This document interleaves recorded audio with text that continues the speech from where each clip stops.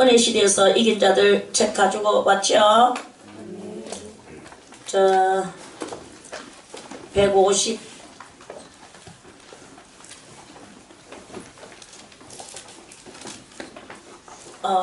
152페이지 152페이지를 조금 짚고 넘어가겠습니다. 자, 어저께 말씀을 이어서 한다면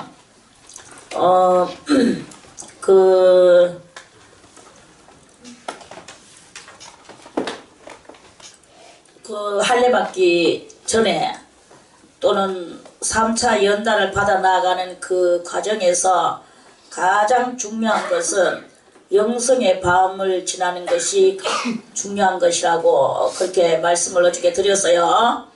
그 영성의 밤의 특징에 대해서도 그 말씀을 또 드렸죠.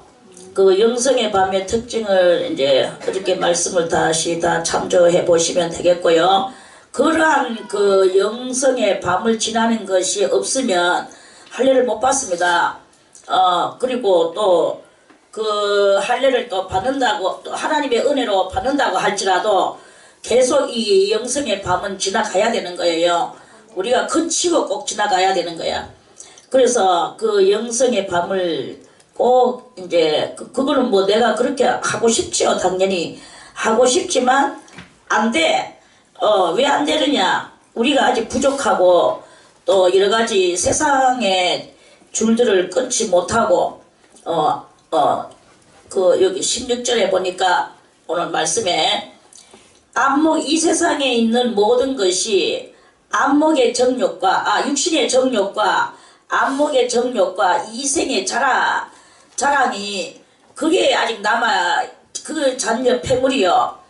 버린다고 하지만 또 잔여 폐물이 있고 또 생활 속에서 또다시 나는 버리려고 하는데 오늘 또 삶의 그 레퍼토리가 또 그렇게 생겨나면 또 그걸로 또 따라가서 또 그걸 해야 되고 그 레퍼토리를 또 거쳐야 되고 지내와야 되고 이러한 그런 속에서 계속 우리는 지고 그렇게 하는 이것을 반복하기 때문에 이 안목의 정욕과 육신의 정욕과 이생의 자랑 이런 것들은 완전히 다 버릴 수가 없는 것이다 하는 그런 그 말씀입니다. 그래서 그러한 것들을 이렇게 완전히 버리려고 하는 사람일수록 더 빨리 영성의 밤이 지나간다. 이런 말씀에 영이 성장하는 것은 영이 성장하는 것은 이 세상 것을 완전히 버리는 것이 영의 성장함이에요. 근데 이 세상 것을 덜 버리면 영의 성장이 덜 되고 이 반비례의 역사라 하는 것만 기억해 놓으면 되겠습니다. 그래서 이 반비례적이에요. 내가 모든 것을 다 세상의 육신의 정욕, 안목의 정욕, 이생의 자랑 요것이 이제 이 영성의 밤을 거쳐 나가는 데는 가장 독이다. 우리는 이 독 속에서 너희는 너희 아비 마귀에게서 낳는 것이 바로 독이에요.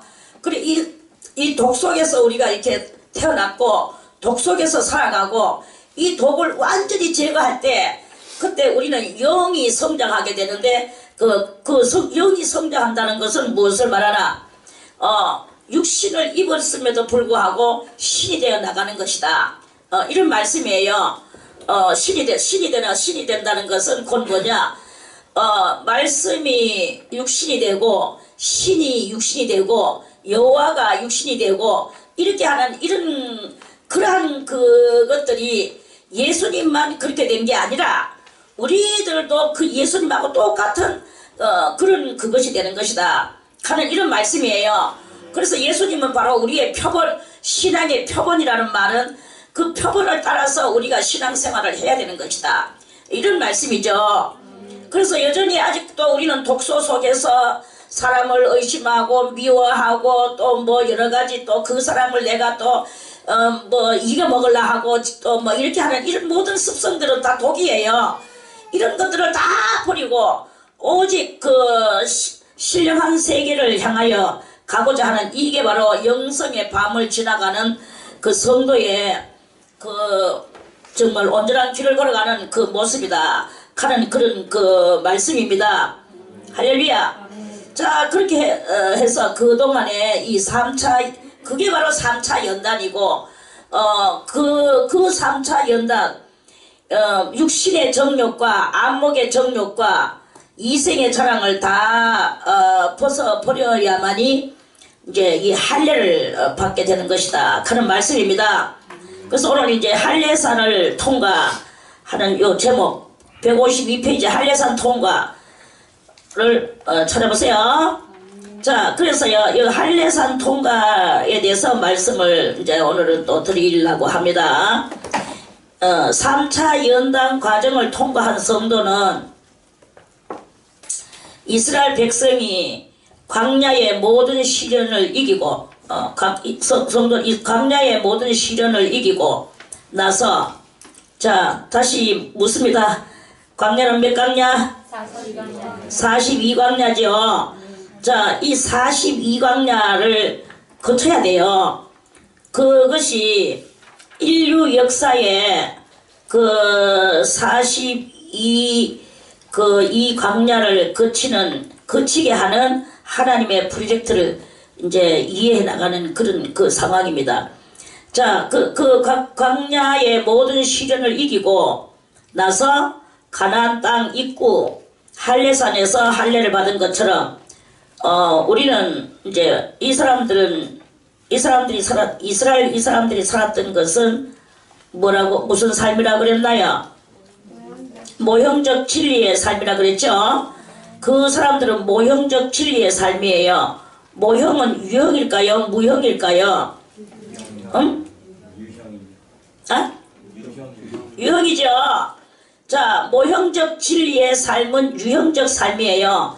그 사람들은 우리들에게 교과서가 되기 위해서 모형적 진리의 삶을 살았다고, 그래서 역사에 이 구약에 이 역사를 남겨놓은 거예요. 자, 그러면 우리는 예수 이후 우리는 무형적 신앙일까요? 유형적 신앙일까요? 무형적 신앙의 삶을 사는 거예요.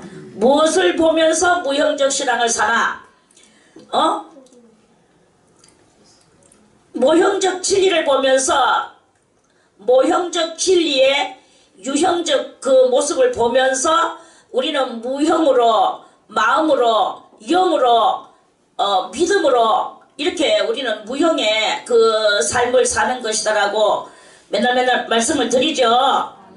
자, 그래서 우리는 이 무형적 진리의 이 삶을 살아야 되는데, 그 사람들이 42광야를 거쳤는 것 같이 우리는 무슨 마음으로 살아야 되느냐? 나그네와 행인과 같은 마음으로. 우리는 이 세상에서 나그네와 행인이에요. 결국은 아무리 우리가 이 세상에서 육신의 정욕으로, 안목의 정욕으로 이게 좋다고 난리를 치지만, 우리는 결국에는, 종국에는 우리는 가야 될 우리의 그 목적지가 있단 말입니다. 그 목적지를 우리는 분명히 만들어 놓고 여호와 계시는 그 주님의 나라를 이루어 나가는 그런 그 주의 성도가 돼야 되는데, 그런데 아직 육신의 정욕과 안목의 정욕과 이생의 자랑으로 그렇게 해서 그러한 것들에 얽매여 가지고 있으면 결국은 뭐 어디로 가겠습니까? 가야 될 곳이 있어. 천국을 안 가면 지옥을 가야 돼요. 둘 중에 하나는 가야 돼. 우리 영이 죽느냐? 영은 안 죽어. 영은 불멸이에요. 불멸, 멸하지 않는다 이 말이거든요. 이 멸하지 않는 영을 가지고 있는 우리다, 이런 말씀입니다. 저는 옛날에 무궁화 꽃에 대해서 이야기를 들었어. 무궁화가 그토록이나 이 생이 찌기고 무궁화는 잘 멸종이 안 된다고, 많은 것들이 멸종이 되는데 무궁화는 멸종이 안 됐대. 그래서 그 무궁화의 그것을 보면서 저는 뭘 생각했냐 하면, 어린 날에 우리도 무궁화와 뭐 그래서 뭐 우리 한국도 무궁화와 같이 곧 멸종될 것 같이 하다가 안 되고 또 살아나고 이랬다고 역사에서 그랬는데 결국 우리나라는 이제 무궁화를 우리나라에다가 이제 우리나라 국화라고 그렇게 지었다 하면서 이런 이야기를 들을 때 그래서요 무궁화도 결국에는 끝이 있고 다 모든 것이 그렇게 있는데 그 무궁화를 가지고도 그토록이나 이야기하는데 우리의 인간 속에 있는 이 영은 정말로 그 불멸이거든요. 이 불멸은 무궁화 이상입니다. 그 한국 이상이고 사람이 가지고 있는 이 영 자체는 안 죽어. 안 죽는데 그런데 우리가 이 땅에서 어떻게 살았느냐 여하에 따라서 그 이후 사후 세계에서 우리는 어디로 가느냐가 문제예요. 올라가느냐 내려가느냐 짐승같이 살았으면 내려갈 것이고 정말로 하나님의 성도같이 살았으면 올라갈 것이고 이러한 그 말씀입니다. 할렐루야. 자 어쨌든 이 42광야를 거치고 이제 나온 성도가 이스라엘 그 가나안 땅 입구 할례산에서 할례를 받은 것처럼 뭐 이스라엘에 할례산이라는 산이 있나? 사실은 없어요. 근데 그때 그 대단위적으로 그 애굽에서 나온 1세들은 광야 노중에서 다 죽었어요. 그 모세한테 대항했기 때문에 그래서 자기는 그 애굽으로 돌아간다고 모세를 배반하고 그렇게 했지만 결국은 돌아가지도 못하고 광야 노중에서 전쟁에 죽고 늙어 죽고 병들어 죽고 뭐 이리 죽고 저리 죽고 그리고 광야 노중에서 다 죽었어요. 다 죽고 그 노중에서 태어난 그 사람은 노중에서 할례를 받을 수가 없어서 이제 그냥 살았는 거예요. 할례 없는 사람 같이. 그러면서 광야를 다 거치고 지나왔어. 자 지나와서 그 가나안 땅 입구에서 그 어느 산에서 입구에 있는 어느 산에서 할례를 받았어요. 여호수아 5장에 나오죠. 그랬는 것처럼 분명히 이 할례를 받는 경험을 우리 무형신앙의 우리들도 이 할례를 받아야 되는 것이다 하는 말씀입니다. 자 그러면 우리의 할례는 무엇이냐? 우리 할례는 예수 그리스도로 말미암은 그 마음의 할례예요. 마음이 형체가 있나요 없나요? 마음이 형체가 없어. 그러니까 지금은요 우리는요 이 신앙은 형체도 없고 다 무형이에요. 그래서 요 막간을 이용해서 요 기회를 이용해서 여러분들에게 꼭 말씀을 드리고 싶은 것은 지금은 아직까지 우리가 은혜의 시대에 살고 있고 그 은혜의 시대를 보고 다른 말로 말하면 교회의 시대라고 합니다. 이 교회의 시대라고 하는 그 이때에 살고 있기 때문에 교회 공동체 그리고 이제 이 신앙 공동체 그런 속에서 이렇게 모여서 사는데요. 이제 때가 이르면 예수 믿는 것에 대하여 박해를 받는 때가 와요. 박해를 받고 이제 은혜 시대가 끝나게 된다 이 말이지. 은혜 시대가 끝나면 교회에는 십자가 종각 탑들은 다 나자빠지고 다 부서지고 교회는 사라집니다. 교회는 사라지고 무슨 시대가 오느냐? 환란의 시대가 와요.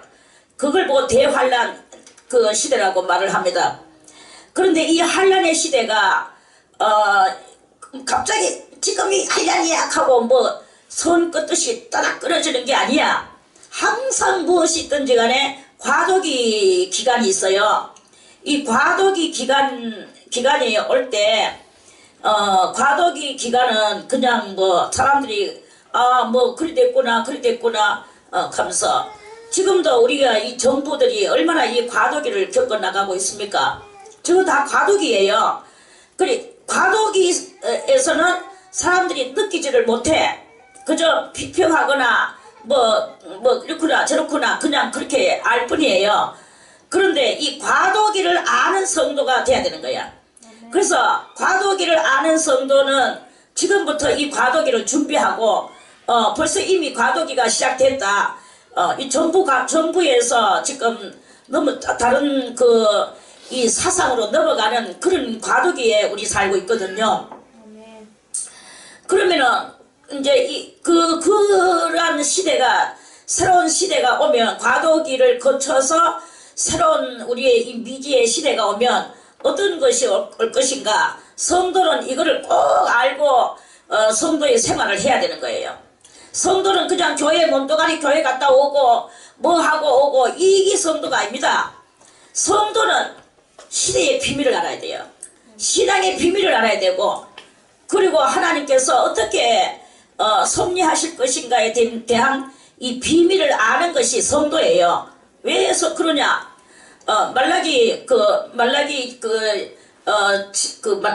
말라기가 아니고 아모스 3장 7절에 하나님께서 주 여호와께서는 자기의 모든 비밀을 그 좋은 선지자들에게 알려주지 아니하시고는 결코 행하심이 없다 그랬어요. 그러니까 어떤 일이든지 성도에게 알려주시고 행하시거든요. 그냥 행하시는 그런 무지막지하신 하나님 아니시다 이거야. 성도에게 알려주는 것은 선지자에게 알려주는 것은 그거는 바로 너희들이 준비하고 알림을 받았는 너희들아 이 과도기를 잘 겨쳐라 이런 말씀이에요. 그래서 그 때가 되면 이제 교회는 문 닫힙니다. 교회 시대는 끝나요. 그리고 이제 교회는 없고 각기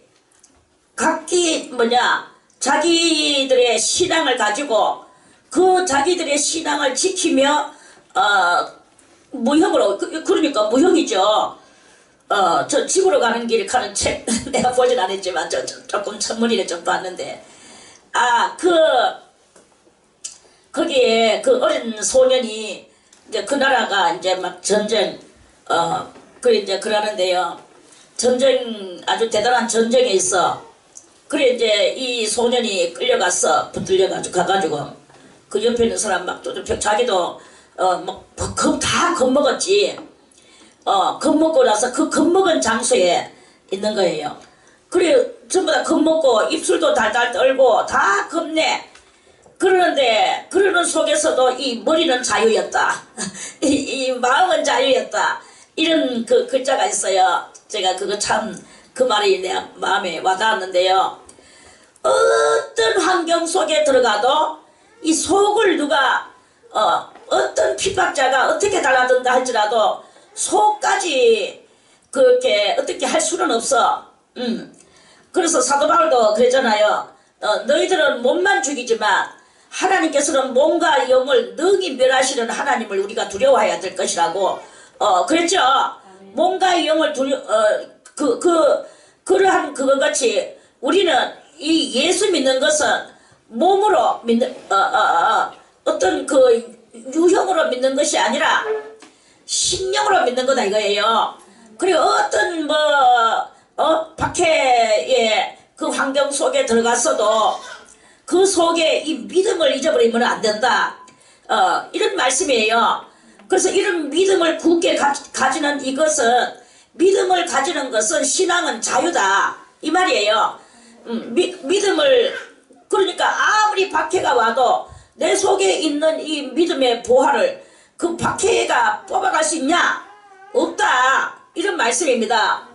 그래서 그러한 그것을 해서 때가 이름에 여러분들이 선지자가 되든지 설령 선지자까지는 못되더라도 오늘 이 말씀을 듣고 이 과도기에 언제든지 어느 때든지 과도기는 항상 있어요. 그 항상 있는 이 과도기를 깨달을 줄 알아야 되는 그게 바로 그 정도는 그래도 해야 되는 것이 아니겠는가 하는 그런 말씀입니다. 그 정도도 없는 성도가 뭐 영혼에 뭐를 주님과의 그것이 있겠습니까? 주님 앞에 조그만 겨자씨만한 그 믿음의 그것만 있어도 그래도 그 어떤 그 작은 은사나 이런 과도기를 깨닫는 것이나 또는 자기의 영혼에 갈무리하는 것이나 이런 것들은 속에 내 마음 속에서 하는 그것이기 때문에 이런 것은 자유롭게 얼마든지 자기 속에 다독거려 놓을 수가 있을 것이다. 이런 말씀입니다. 아멘. 할렐루야. 아멘. 그래서 이러한 그거를 그렇게 신앙은 무형이고 이 무형은 자유고 내 속의 자유를 누가 뽑아갈 수가 있나? 이런 말씀입니다. 할렐루야. 자, 그러한 것을 깨닫는 것도 영성의 밤의 일종이지 밤을 지나가는 것의 일종이다. 이런 말씀입니다. 자, 그래서요, 이제 그거는 그렇고 할례산에서 할례를 받는다는 것은 그것은 내 육신의 정욕과 안목의 정욕과 이생의 자랑 이런 것들을 다 이제 그런 것들을 버리는 거예요. 어떻게 하루아침에 그 덩어리를 버리겠습니까? 그거를 다 버린다는 것은 깨닫는 거예요. 깨달을 때 가치성을 나타내게 될 것입니다. 깨닫지 못하면 가치성에 대해서 아무것도 아는 게 없어요. 깨달을 때 가치성이 나타나게 되고 이거는 가치가 하나님께로 가는데 정말로 가치성이 없는 것이로구나.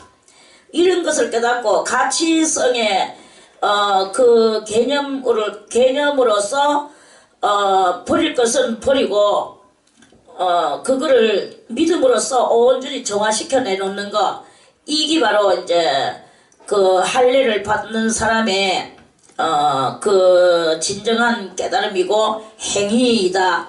이런 말씀입니다. 아멘. 할렐루야. 아멘. 자, 이 세상도 그 정욕도 지나가되 오직 하나님의 뜻을 행하는 이는 영원히 거하느니라. 이렇게 말씀하시죠. 아멘. 그러니까 이 세상도 이 세상 지금 현재 이 세상요. 이 세상이 다 지나가는 세상이에요. 지나가는 세상 속에 우리가 미련을 가지고 그 지나가는 세상 속에서 뭔가 이렇게 끈적거리는 그런 것이 있다면 그건 아직 어리석은 행위이다. 행위에서 벗어져 나오지 못한 것이다. 이런 말씀이에요. 자, 이 세상도 그 정욕도 지나가되 다 지나갈 것이라는 것을 그것을 우리가 크게 깨닫는 거죠. 그런데 깨닫는다 한다고 깨닫는다 이렇게 그것이 자기 속에 진정한 그 글자는 깨달음이에요. 글자는 깨달음이지만 그 깨닫는다는 그게 자기 속에서 활동이 되어질 때 활동되어지는 그 자기 심령에 그러한 역사가 일어나야 되는 거죠. 그런 것이 일어날 때 이제 그게 진정한 깨달음이에요. 자기 속에 이 깨달음의 활동이 되어져서 이것은 내 이건 이제 이래 하지 않아야 되겠구나 하는 그런 자기 스스로의 결심이 올라오고 또 버려지게 되고 또 그 관점 바라보는 관점이나 이 생각하는 개념들이 그것들이 다 이제 바뀌어지는 거예요. 변화를 받는 거지.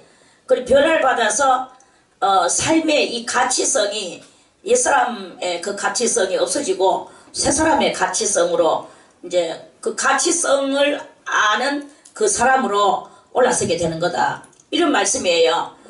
그럴 때 이제 하나님께서 그리스도 예수의 진리에 들어가는 그 성도에게 자, 우리 그러면 여호수아 5장 2절을 한번 보겠습니다. 5장을 여호수아 저 앞에 가서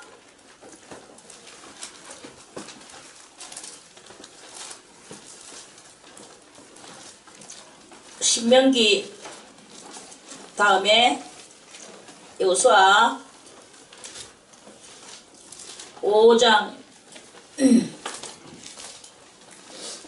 자 5장 2절에서 9절까지 읽어보겠습니다. 그때에 여호와께서 여호수아에게 이르시되 너는 부싯돌로 칼을 만들어 이스라엘 자손들에게 다시 할례를 행하라 하시매 여호수아가 부싯돌로 칼을 만들어 할례산에서 이스라엘 자손들에게 할례를 행하니라. 여호수아가 할례를 시행한 까닭은 이것이니 애굽에서 나온 모든 백성 중 남자 곧 모든 군사는 애굽에서 나온 후 광야 노중에서 죽었는데 그 나온 백성은 다 할례를 받았으나 오직 애굽에서 나온 후 광야 노중에서 난 자는 할례를 받지 못하였음이라. 이스라엘 자손들이 여호와의 말씀을 청종치 아니하므로 여호와께서 그들에게 대하여 맹세하사 그들의 열주에게 맹세하여 우리에게 주마 하신 땅 곧 젖과 꿀이 흐르는 땅을 그들로 보지 못하게 하리라 하시매 애굽에서 나온 족속 곧 군사들이 다 멸절하기까지 40년 동안을 광야에 행하였더니 그들의 대를 잇게 하신 이 자손에게 여호수아가 할례를 행하였으니 길에서는 할례를 행치 못하였으므로 할례 없는 자가 되었음이었더라. 온 백성이 할례 행하기를 피라매 백성이 진중 각 처소에 처하여 낫기를 기다릴 때에 여호와께서 여호수아에게 이르시되 내가 오늘날 애굽의 수치를 너희에게서 굴러가게 하였다 하셨으므로 그곳 이름을 오늘까지 길갈이라 하느니라. 그렇죠? 자, 이 말씀은 무슨 말씀이냐? 우리는 이 말씀을 조금 해석을 할 줄 알아야 돼요. 자, 애굽에서 이 이스라엘 사람들이 다 모세에 의하여서 올라왔어요. 올라와서 몇 광야? 42광야를 거쳤다 그랬죠? 42광야를 거쳐서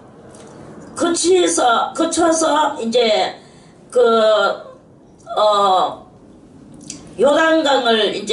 요단강을 마르게 해서 가나안 입구까지 갔어요. 가나안 입구까지 가가지고 이제 할례를 행했어요. 할례산에서 요 3절 두 번째 줄에 할례산에서 이스라엘 자손들에게 할례를 행하니라. 자, 이스라엘 나라에 할례산이라는 것이 있을까요? 없을까요? 없습니다. 이때 이 대대적으로 그 할례를 받았는 그 산이어서 성경에서는 할례산이라고 그랬어. 이 할례산은 산이라고 그랬는데 땅 위에는 할례산이라는 것이 없어요. 그저 그 백성들이 할례를 받았기 때문에 할례산이라고 말을 할 뿐이지. 그럼 그 이후도 그 산이 그 산의 이름이 뭔지 우리는 모릅니다. 묘령의 산이에요. 묘령의 산. 그 묘령의 산은 이름 없는 산이야. 이름이 왜 없겠어요? 그들이 부르는 또 이름이 있겠지. 그거는 다 육의 세상 속에서 있는 기고 이스라엘 민족이 할례를 받았기 때문에 할례산이라고 성경에서는 말을 하는 것이고 지금 현재 그 산을 찾으라 하면 어느 산이라 하는 것을 누가 알겠습니까? 그냥 묘령의 산일 뿐이 어느 산일 뿐이에요. 그러면 그것이 무엇을 말하는 것이냐? 영계에 할례산이라는 것이 있다. 이걸 우리들에게 알려주시는 말씀이에요. 아멘. 할렐루야. 아멘. 자, 그러면 영계에 상부 영계 바로 위에 상부 영계에서 할례를 받고 할례산에 가서 상부 영계에서 연단을 받고 그 연단 이후 할례산에서 할례를 받고 그 할례를 잠깐 받고 난 뒤에 그러고 난 뒤에 이 낙원으로 올라가게 되어 있는 것에 대해서 우리는 다 알죠. 아멘. 자, 그러면은 그렇게 했어. 자, 여기서 우리는 자 1세들이 할례를 받았음에도 불구하고 1세들은 어디서 할례를 받았습니까? 1세들은 어디서? 1세들은 애굽에 있을 때 받았어요. 애굽에 있을 때 받고 살면서 애굽에서 살 때는 그때는 뭐 이렇게 정착대가 사는 때였기 때문에 할례도 받고 자기들의 의식을 항상 그 본토 의식을 하나님의 의식을 항상 행하고 살았어. 그러면서도 이제 애굽에서 살았어요. 그리고 이거는 뭘 말하는 것이 그럼에도 불구하고 애굽에서 할례를 받았는데도 나와가지고 광야 노중에서 다 죽어버렸어요. 자, 그러면은 광야 노중에서 죽었어. 그리고 그 2세들이 광야 노중에서 태어난 2세들이 이제 점점 42광년을 거치면서 이 아이들이 커 나오면서 또 장정들이 되면서 할례를 받아야 되는 때가 이제 와야 돼. 8일 만에 받아야 되는데 다 못 받고 광야 노중에서 그냥 살았어요. 그냥 살아서 이제 이 할례산에 가서 이 2세들이 할례를 받은 거예요. 자, 그래 2세들이 이제 여기서 할례를 받았는데 받았는 이 사람들은 무엇을 상징하며 2세들은 무엇을 상징하며 1세들은 무엇을 상징하나? 1세들은 신앙의 그렇게 말해서 우리가 육적 신앙의 소유자들, 1세들은 육적 신앙의 소유자들을 말하는 것입니다.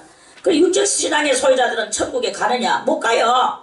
그 세상 사람하고 똑같기 때문에 형세만 교회 다닌다 하는 것 뿐이지 못 가요. 그 못 가고 광야 노중에서 죽듯이 이 지옥 갈 수밖에 없어. 그리고 1세들은 가나안 땅에 들어갔죠. 가나안 땅에 들어가는 이거는 뭘 말하는 것이냐? 가나안 땅에 들어가는 것은 곧 영혼 구원만 이루어지는 것이다. 영 부활만 이루어지는 것이다. 이 말이에요. 로마서 8장 11절에 몸은 죄로 인하여 죽지만 영은 하나님의 의를 인하여서 산다고 그랬죠. 그 차원에 들어가는 거예요. 그래서 이 모든 사람들은 예수를 믿어도 다 지옥 갈 수도 있고 믿고 구원을 받는데 영만 구원받아가지고 가는 거야. 자, 그러면 영육부활의 사람들은 누굴까요? 영육부활의 사람들은 성경에서 딱 두 번 나옵니다. 누가 나옵니까? 누굽니까? 엘리야가 들림받아 올라갔지요. 그 다음에 에녹이가 또 올라갔지요. 이렇게 두 사람밖에 없어요. 그러니까 영육부활에 들림받아 올라가는 게 영육부활이거든. 들림받아 올라가는 것이 영육부활이면 엘리야와 에녹만 들림받아 올라갔단 말이에요. 그럼 그거는 우리들에게 뭘 알려주는 것이냐? 그 두 사람이다. 두 사람이 그리고 가나안 땅에 또 여기서 들어가는 사람이 1세가 가나안 땅에 들어갔어. 자, 이 종류가 세 종류예요. 애굽에서 할례를 받고 광야 노중으로 나왔어. 광야 노중으로 나와가지고 자식을 낳았는데 애굽에서 나온 그 사람들은 다 죽고 광야 노중에서 나온 사람만 가나안에 들어갔단 말이에요. 그러면 이 몸뚱아리는 이거는 뭘 말하는 것이냐? 전반적으로 몸뚱아리는 구원이 없다. 영구원만 있다. 이 말씀이에요. 그런 것이고, 그럼에도 불구하고 1세가 가나안 땅에 들어가는 사람이 있거든요. 그건 누구야? 여호수아 갈렙이잖아. 여호수아 갈렙은 뭘 상징하느냐? 1세임에도 불구하고 가나안 땅에 들어갔거든. 영도자 모세도 못 들어갔어요. 영도자 모세도 못 들어갔는데 여호수아하고 갈렙은 들어갔단 말이에요. 오늘 이 여호수아 들어갔거든. 요 사람들은 다 1세예요. 요런 사람이 그리스도의 신부의 반열이요, 영육 부활이요, 장차 천년왕국의 왕노릇 할 수 있는 그렇게 그 사람을 보지 마세요. 그 사람과 같은 사람, 이 말입니다. 1세임에도 불구하고 가나안 땅에 들어갔다는 것은 그걸 이야기하는 거야. 여러분들도 지금 여러분들의 신앙에 우리는 다 1세는 예수라고 보면 됩니다. 우리는 다 예수의 반려자라고 보면 돼. 그러면은 거기에서 이제 영육 부활에 이르르려고 하면은 의해야 되겠나? 영육 부활에 이르르려고 하면은 이 영성의 밤을 거치고 할례를 받고 여호와 하나님의 그 영이 우리에게 임해야 되는 거예요. 예수 그리스도의 영은 이미 임해서, 예수 그리스도의 영은 뭐냐? 보혜사의 영이 예수의 영이에요. 보혜사의 예수님이 내가 가야만이 보혜사가 너에게로 온다 했겠어. 그러면 예수님이 가시고 예수의 보내신 영이 바로 예수의 영이에요. 그리고 그것이 바로 예수의 영은 피의 영이다. 그 피의 영을 우리들한테 보내서 우리가 그 피의 영을 받고, 피의 영을 받으면 속죄함의 역사가 일어나게 되고 그 피의 영을 우리는 항상 이 보혜사의 영의 역사를 따라서 거기서 우리가 제사함을 얻고 또 뭐 은사도 받고 은혜도 받고 이렇게 이제 신앙생활을 해나가는 그러한 그 상태에서 이러한 모든 맥을 여러분들이 찾아야 되는 거예요. 그래서 그러한 것을 깨닫고 이제 보혜사의 영을 받았는 그것에서 우리는 만족하면 안 돼. 보혜사의 영은 우리의 영을 구원할 뿐이에요.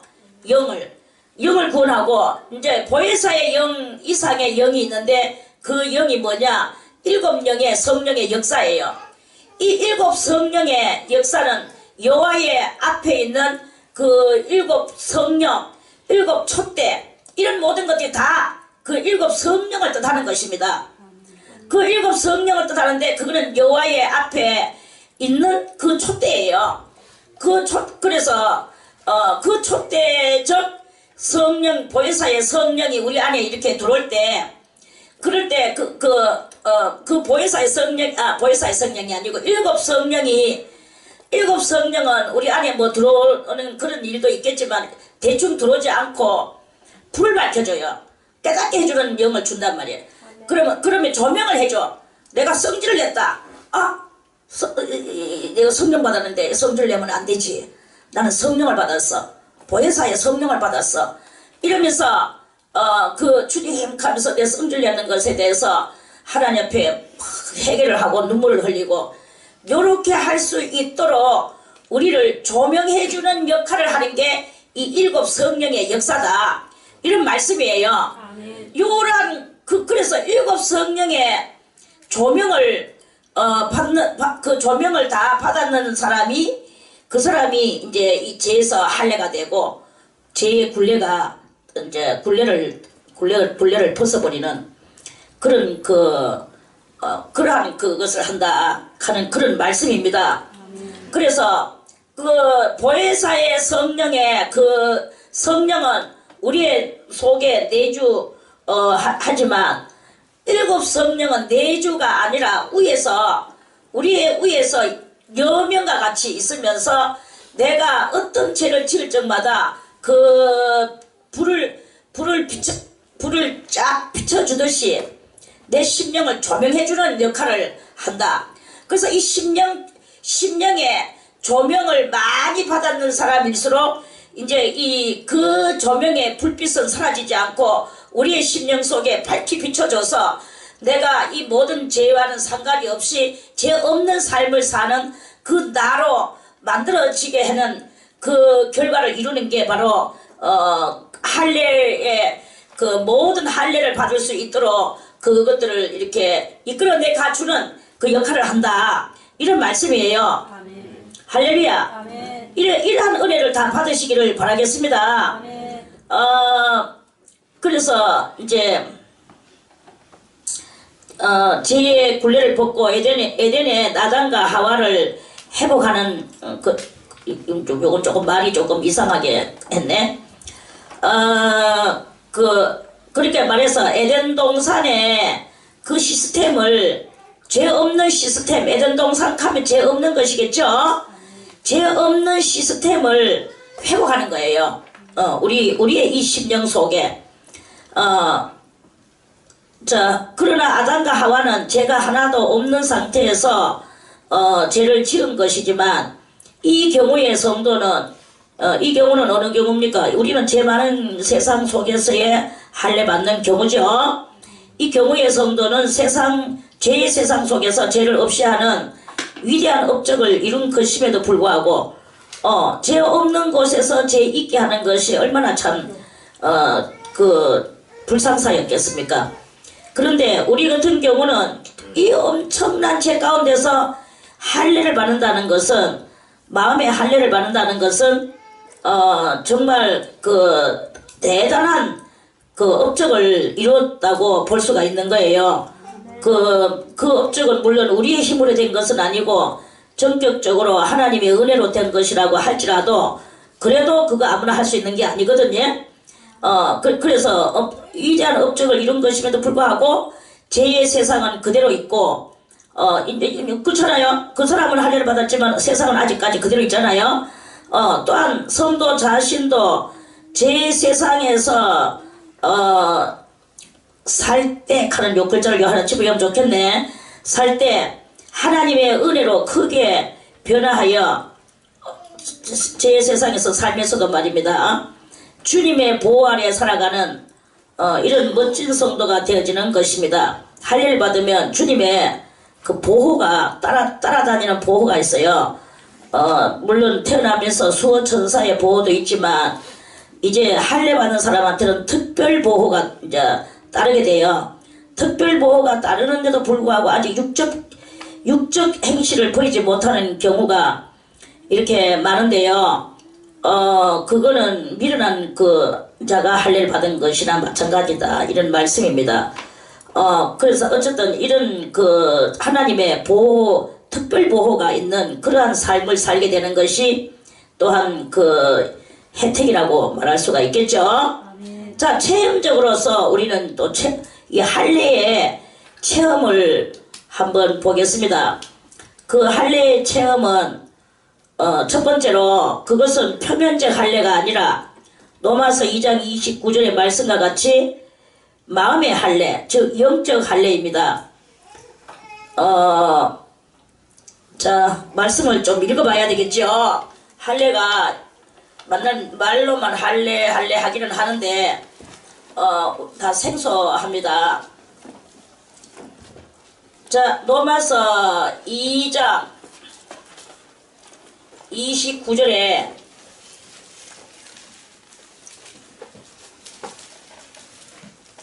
(28절부터) 보겠습니다. 대저 표면적 유대인이 아니요 표면적 육신의 할례가 아니라 우리는 저 유태인들을 보면서 그 모든 것을 연구하고 신앙의 도움을 얻으려고 많이 그럽니다. 그런데 표면적 저 유태인은 하나님은 유대인으로 안 본대. 유대인은 뭐가 유대인이냐? 진정한 유대인은요, 유대라는 뜻은 상징적 말로서는 믿음인이라는 뜻입니다. 믿음인. 믿는 사람이라는 뜻이에요. 자, 그러면은 표면적 그 믿음의 그것이 믿음이 아니다. 오직 이 표면적, 그러니까 믿음은 속 심령에 가지고 있는 그것이 바로 믿음의 사람이다. 이런 뜻으로 이 28절은 그렇게 봐야 될 겁니다. 자, 그래서요, 이 마음속에 있는 믿음을 하나님이 쳐주시지 저 이스라엘인들을 쳐주시는 것이 아니다. 저 이스라엘인들은 온 만민을 구원시키기 위하여 하나의 교과서를 만들기 위한 그 사람들의 육적 모형적 그 진리에 그 불과한 것이다. 이런 말씀이에요. 그래서 육신의 할례가 아니라 오직 이면적 유대인이 유대인이며 할례는 마음에 할지니 했어요. 신령에 있고 의문에 있지 아니한 것이라. 그 의문에 가는 것은 이제 어떤 글자나 어떤 그런 그 풍속에 있는 것이 아니다. 어떤 문화 풍속에 있는 것이 아니다. 이런 말씀이에요. 자, 아니라 그 칭찬이 사람에게서가 아니요 다만 하나님에게서니라. 자, 이 지금 우리 죄많은 세상 속에서 어떤 한 사람이 할례를 받았어요. 그러면 죄많은 사람들이 할례에 대해서 뭐 알겠습니까? 아무도 모릅니다. 그건 뭐 죄많은 사람들이 한테 할례 받았다. 죄많은 사람들은 쳐다봐. 저 사람은 할례를 받았는데 그 할례 받은 그 사람이 왜 저렇게 하느냐? 죄많은 사람들이 볼 때, 육적 사람이 볼 때 자기 육의 개념으로 그 사람을 이해한단 말이에요. 그러면 그 사람의 할례는 비롯하지만 인품이 조금 저하되는 사람도 있을 것이고 인품이 아주 고상한 사람도 있을 것이고 이렇게 있단 말이에요. 그러면은 그 죄 많은 사람이나 또는 그 육적 사람들이 저 사람을 할례를 받았으면은 우리들에게 정말 완전한 것이 흠이 없어야 되는데 왜 저렇게 흠이 많나? 흠을 보게 흠 하나를 발견하게 되고 그것에 대하여 저평가를 하게 되는 이런 경향이 나오게 된단 말이에요. 그러면 그것을 가지고 이상히 여기는 것 같이 이상히 여기지 말아라. 거기에 대하여 이쿵저쿵 대화할 것이 없다. 그 칭찬이 사람한테 칭찬받는 것이 할례가 아니다. 사람한테 칭찬받기 위해서 만들어진 것이 아니다. 이거예요. 그 사람이 본질적으로 하나님 앞에 어떤 믿음을 가지고 있으며 세상 줄을 어떻게 끊었으며 이제 이런 것들이에요. 그러한 그것이고 그러니까 하나님만이 아시는 그 사람에게 있는 그 비밀이 있단 말이에요. 그것이 있기 때문에 하나님이 또 할례를 주셨고 또 칭찬을 해 주시고 그러는 겁니다. 그러는데 그러면은 그 사람이 이제 그렇게 됐을 때 이제 할례를 받았어요.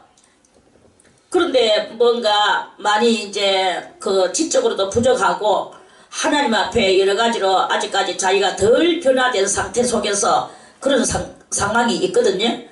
그러는 것이 있을 때 그러고 나서 이 할례를 이제 육적으로 할례를 받았어요. 육의 세상에 살면서 할례를 받았는데 그 육의 세상 속에서 할례 받아 아까도 말했지만 죄많은 세상 속에서 할례를 받았다 이거예요. 조금 전까지도 그 사람은 죄 속에서 살았어. 근데 죄 뿌리는 빠졌어. 죄 뿌리는 빠졌는데 아직까지 환경은 뭐냐? 이 환경은 죄 많은 환경 속에 그대로 담겨져 있거든요. 새가 새장 안에 그대로 있듯이.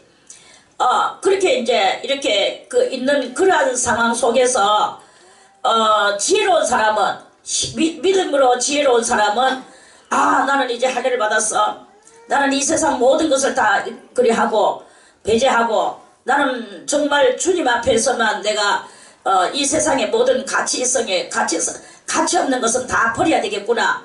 하나님 앞에서 가치 있는 것만 내가 소유하고 내 마음에 내가 담고 살아야 되겠구나. 요러한 사람은 이제 점점 발전을 이루겠죠. 그런데 조금 전에 살던 그 시스템 속에 여전히 있으면서 제 뿌리만 져가지고 그냥 가치관에 대해서 아무것도 모르는 거예요. 무지한 거예요. 이런 무지한 속에서 여전히 속에 뿌리는 뽑아졌고 하나님을 믿는 것 같고 다 잘하는데 그런데도 여전히 이 진리에 대해서는 아랑곳하지 않고 잘 모르고 이렇게 하면 이 무지한 속에서 범죄가 또다시 일어나게 되는 거예요. 어떤 사람은 돈으로, 어떤 사람은 성욕으로, 어떤 사람은 또 명예욕으로 계속 이렇게 그런 식으로 가는 거예요. 그래서 이 육신의 정욕과 안목의 정욕과 이성의 자랑에 그러한 말씀의 이치들을 다 깨닫지 못하면 여전히 육신의 정욕으로, 여전히 이성의 자랑으로, 안목의 정욕으로 그렇게 떨어져나갈 수밖에 없는 이런 것이다 이거야. 그러면 그 사람은 하나님이 계속 두고 보시고 하시다가 계속 그것을 반복하고 그렇게 되어졌을 때 그럴 때 그 사람은 결국에는 이 할례에서도 떨어져 나가는 이런 역사가 일어난다 이 말씀입니다. 할렐루야. 아멘. 자, 그러한 뜻입니다. 자, 그래서 우리는 이 마음의 할례를 받았으면 그 다음에는 어디로 가야 되느냐? 내가 마음의 할례를 받았는데 또 죄에 대하여서 평안이 없구나. 죄에 대해서 완전 평안을 얻기 위하여 그 다음 행보를 띄어야 되는 거예요.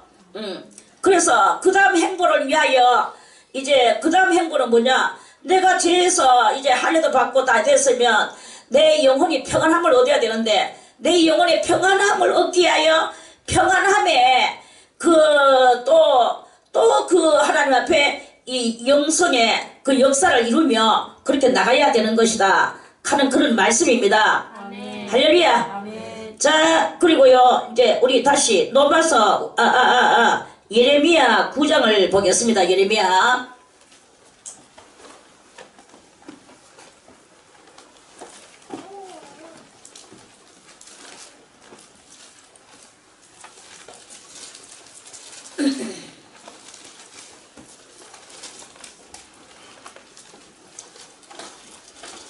예레미야 9장을 찾고 뭐 다 해도요. 한 번 봐가지고는 그게 안 돼. 그게 정말로 내 마음에 와서 부딪히는 그 순간이어야 돼요. 이 모든 말씀은 내 속에 와가 내 영혼에 와가지고 부딪혀야 돼요. 그래서 내한테 부딪혀서 내가 그때 무릎을 치고 눈에 눈물을 흘리며 그러한 순간을 맞이하는 할 때 그게 이제 본격적으로 이제 이 능력과 권능 안에 들어가는 거지. 이건 뭐 말씀 찾아서 읽어본다고 못하는 것은 절대로 아닙니다. 다만 학일 뿐이에요. 학을 거쳐서. 자, 예레미야 9장 25절을 우리 한번 보겠습니다. 25절. 자, 25절을 더욱더 이해하기 위해서 23절을 먼저 읽어보겠습니다. 23절과 24절에 여호와께서 이같이 말씀하시되 지혜로운 자는 그 지혜를 자랑치 말라. 우리 다 이거 이 땅의 것입니다. 자랑치 말라. 용사는 그 용맹을 자랑치 말라. 부자는 그 부함을 자랑치 말라. 자랑하는 자는 이것으로 자랑할지니 곧 명철하여 하여 여호와를 아는 것과, 이 말이에요. 나를 아는 것과, 나는 누구야? 여호와지. 여호와를 아는 것과 나 여호와는 뭘 하시나? 인애와 공평과 정직을 땅에 행하는 자인 줄 깨닫는 것이라. 여호와가 계시는구나. 여호와는 인애로우시구나. 인애가 뭐예요? 인애. 어질 인자에 사랑의 자. 어질고 사랑하는 마음이, 그 부드럽고 애절한 마음이, 그거를 내 속에 부딪혀 와야 돼. 부딪혀 와서 하나님께서는 이러한 마음을 가지고 이 땅 위에 그러한 사람들만 살아가도록 원하시는구나. 이거를 크게 깨닫는 거예요. 그냥 글자 알고 깨닫는 거 하고, 내가 정말 하나님의 그 심정을 내 속에 부딪혀 오듯이 하나가 되는, 하나님의 심정과 하나가 되는 순간 포착을 해야 되는 거야. 공평이 뭐예요? 공평은 평이하게, 다 똑같이 이걸 대충 이야기를 하겠죠. 응? 빈부, 노소, 남녀, 또 귀천, 이런 것들을 다, 하나님은 보시지 않는 것을 보고 공평이라고 이제 보통 우리는 그렇게 말을 합니다. 그런데 그 이상이에요. 그 이상으로 하나님은 아무리 우리가 직위가 높아도 하나님의 사람이 아니면 아닌 것이고, 아무리 밑바닥 하부에서 굴러도 하나님이 정말 사랑하는 사람이 있어요. 그럼 하나님이 사랑하는 자가 왜 하부에서 굴을까? 그거는 그 사람한테 복을 주기 위한 하나의 그 사람이 걸어갈 경로죠. 그 경로가 있어야 될 사람한테는 그 경로를 꼭 걷게 하거든요. 사람이 이해하지 못하는 그런 일들이 있어요. 저 사람은 저렇게 착하고 저 사람은 잘 믿고 하는데 왜 저럴까? 라고 말하지만 그 사람이 거쳐야 될 그 경로에 대해서는 사람들은 아무도 해석을 못합니다. 공평과 정직해야 돼요. 뭐니 해도 정직을 떠나서는 하나님의 사람이라고 절대로 볼 수가 없습니다. 지극히 작은 정직하느라도, 작은 정직이 뭐냐 하면은, 예를 들어서 사랑하지도 않으면서 사랑하는 척하는, 이것도 비정직이에요. 사랑하지 않으면 안 사랑하는 거 그대로 해야 돼. 그리고 그게 정직이라. 그러나 사랑하려고 또 노력을 해야 되겠죠. 그 정직, 진정한 정직, 그거는 우리들이 지금 해야 될 말이고, 하나님은 이러시다. 인애와 공평과 정직을 땅에 행하는 자이시구나 하고 깨닫는 사람이 있다면, 그 사람을 하나님께서는 대단히 기뻐하신다. 그 사람을 주님께서는 크게 또 벌 반대는 상이겠죠. 상을 주실 것입니다. 여호와는 그런 일을 기뻐하신다 이 말입니다. 나는 이 일을 기뻐하노라. 자, 23절과 24절의 이 말씀은 이렇게 이제 읽어놓고, 오늘 이제 본문은 여호와께서 말씀하시되 날이 이르면 할례 받은 자와 할례 받지 못한 자를 내가 다 벌하리니. 자, 23절과 24절에 완전히 반대가 25절과 26절이에요. 받지 못한 자를 내가 다 벌하리니 곧 애국과 유다와 에돔과 암몬 자손과 모압과 및 광야에 거하여 그 머리털을 모지게 깎은 자들에게라.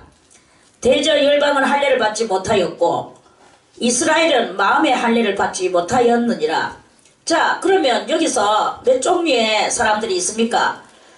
23절과 24절의 이 종류는 한 종류예요. 한 종류고 25절에서 열방 종류가 있어요. 그리고 이스라엘 종류가 있습니다. 종류는 도합 세 종류예요. 할렐루야. 이 세 종류에서 그 세 종류를 세분화시켜서 26절을 본다면 25절에서 할례 받은 자도 벌하고 할례 안 받은 자도 벌한데 25절에서 뭡니까 주님? 할례 받은 자도 벌하고 안 받은 자도 벌하는데 누구는 이래와 공평과 정직을 땅에 행하지 못했다 이 말이에요. 그러면 곧 애국은 뭐예요? 세상을 상징하죠. 하나님의 사랑이 세상에 있다고 그랬습니까? 없다고 그랬죠. 요한일서 오늘 그 말씀의 2장에 하나님의 사랑은 이 세상에 없다고 그랬어요. 애국은 세상을 상징합니다. 유다는 믿는 자예요. 믿는 자면 뭐하나? 믿는 자라 할지라도 할례를 못 받았어. 그러면 또 안 돼. 에돔은 그 붉은 사상이에요. 붉은 사상은 더 깊이 들어가면 물질 사상이다. 유물 사상이다. 유물 사상 속에는 하나님이 없다. 하나님의 사랑이 없다. 그게 무슨 할례가 있겠나? 그러니까 하나님이 또 벌하실 것이죠. 암몬 자손. 자, 암몬과 모압은 다 그 불륜의 자식들이죠. 암몬은 권력의 그 세상을 상징합니다. 권력의 세상에 뭔 할례가 있겠어? 모압은 사치와 허영을 상징해요. 여기도 또 뭔 할례가 있겠습니까? 그리고 광야에 거하여 그 머리털을 모지게 깎은 자가 있어요. 저 광야에 가서 세상을 떠나서 이것도 한번 해보려고 하는 사람이야. 아주 불쌍하다고 또 보면 되겠죠. 그 가서 머리털을 빡빡 깎고 반짝반짝 빛나도록 깎고 그리고 이 광야에서 돌을 닦는 거예요. 머리를 빡빡 깎고 돌을 닦아.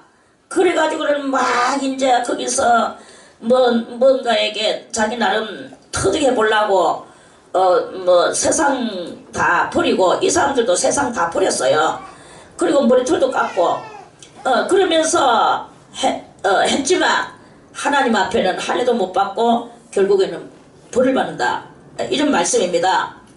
자, 그래서 대저 열방은 애국과 유다와 에돔과 암몬 자손과 모압 자손과 광야에 거하여 그 머리털을 모지게 깎은 자들은 열방이에요.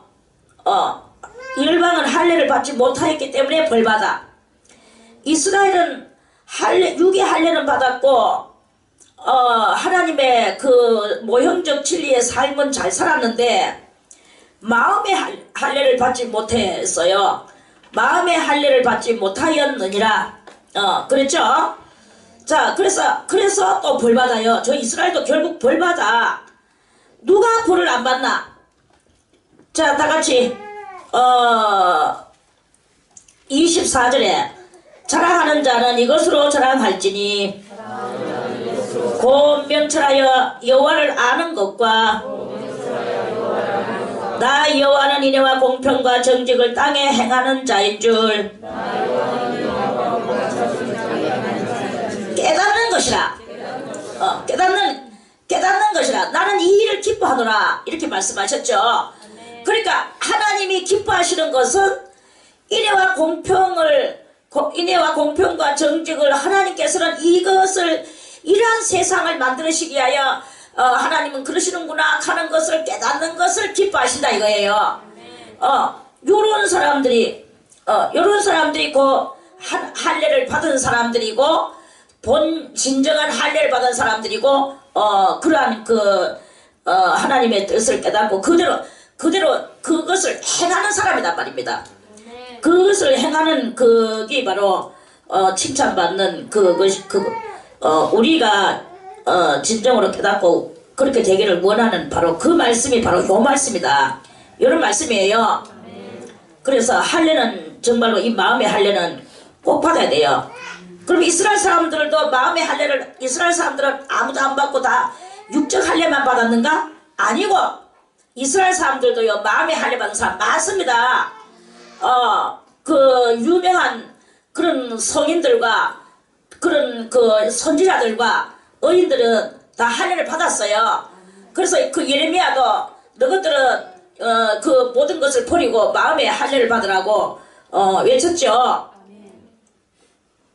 마음의 껍데기를 뺏기고 할례를 받으라고 마음 가죽을 벗고 할례를 받으라고 그렇게 말씀을 했어요. 그리고 뭐 그 말을 꼭 애쳐서 그런 게 아니라 가장 이제 이렇게 예레미야가 울면서 너희들은 아무리 해도 저 흑인들이 물가에 앉아서 그 흑인 껍데기를 뺏기려고 뺏기고 뺏겼지만 그 흑인 껍데기가 뺏겨지지 않듯이 너희들의 마음속에 있는 죄의 이것은 뺏겨도 그것이 되지 않는구나. 이걸 가지고 예레미야는 한탄하며 절규하며 그렇게 예언을 했잖아요. 이랬던 그런 사람이 어떻게 할례를 안 받았겠습니까? 이런 사람들은 할례를 받았다고 저는 100% 저는 의심하지 않습니다. 그러면 이스라엘 사람들 중에서 할례를 받은 사람들이 많이 있다 이 말입니다. 그럼 있는 중에서 이 열방인 우리들도 이것을 깨닫는 사람이 몇 명이나 되냐 이거야. 그리고 깨닫지 못해도 하나님의 은혜로 또 받기는 받았어요. 많은 사람들이 깨닫지 못했는데도 하나님의 은혜로 제뿌리를 뽑아줬는데도 불구하고 도로 아담과 하와가 선악과를 따먹듯이 도로 거기서 떨어지는 이런 받았다가는 떨어지고 받았다가는 떨어지고 이런 정말로 안타깝게 짝이 없는 이런 일들이 이 인류 역사상에 수없이 이렇게 내려왔다. 이런 말씀입니다. 이것을 우리들이 또 깨닫고 정말로 우리는 겁과 두려움과 떨림으로 우리 자신을 자중하고 내 심령에 그 받은 바 할례를 받은 사람은 그 할례를 존중하게 여기며 하나님의 그 은혜 가운데에서 거기에서 절대로 더 이상 그렇게 안식에 들어가기 위하여 그 다음 순서 참안식에 들어가서 이 죄를 바라보며 고통하지 않고 그것을 그렇게 보면서 이렇게 나가는 점진되어지는 그러한 그 성도가 되어야 될 것이고, 받지 않았는 사람은 받으려고 하면서 이 죄의 뿌리가 뽑혀져 나가기 위하여 그 죄뿌리를 가슴에 안고 죄뿌리를 우리 덩짝에 짊어지고 어떻게 우리가 이렇게 살아갈 수 있겠습니까? 그래서 이 죄뿌리가 뽑아져 나가야 되는 이 할례를 죄뿌리가 뽑아져 나가야 돼요. 죄의 뿌리 이것이 뽑아져 나가도록 그걸 가지고 우리가 힘쓰고 애쓰고 노력하고 밤한 때 안 먹어도 좋고 열 때 안 먹어도 좋으니까 이 뿌리는 뽑아져 나가야 될 것이라는 간절하고도 절실한 그런 그 믿음을 가지고 하나님 앞에 나갈 때 그 일은 성사가 될 것이다 하는 그런 말씀입니다. 아멘. 할렐루야. 아멘. 자, 오늘은 여기까지만 또 파트도 가야 되니까 152페이지에 예레미야 9장 말씀까지 드렸습니다. 내일 또 다시 이 모든 것에 대해서 또 말씀을 또 드리겠습니다. 우리의 은혜의 실체에 대해서.